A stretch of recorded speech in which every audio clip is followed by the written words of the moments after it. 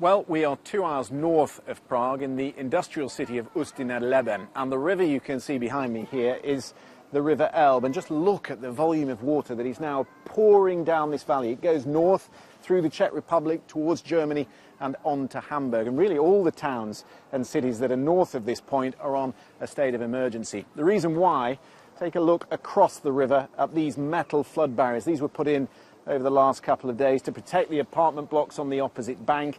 And there's probably, half a metre left there. The Czech authorities are saying that the river levels will rise up to 2 metres in the next 12 hours. It's a fine balancing act for them because the reservoirs higher upstream are under real pressure now. They're releasing some of the water, but not too much to flood this city. We'll take you through the landscape a little bit because it is interesting. It gives you a flavour of just how critical the situation is. If you look at the silos in the distance here, you can see some parts of the city are already underwater. We've been further down that valley as the gorge narrows around a village called Orensko.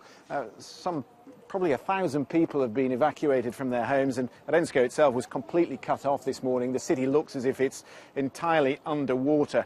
Further in here, these are bridges from which we were filming yesterday, but you can see now they're only several metres above the water level. The arches underneath them completely consumed by water. The motorways just to the side here as well.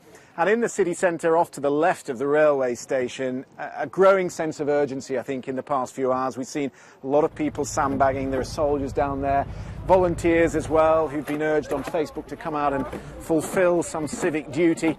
It's really, though, a losing battle. I mean, the reality is sandbags are not going to stop the amount of water that's going to pour through here in the next 12 hours. And when you look at it, it already looks dramatic. Imagine what it's going to look like if the river does rise another 2 metres.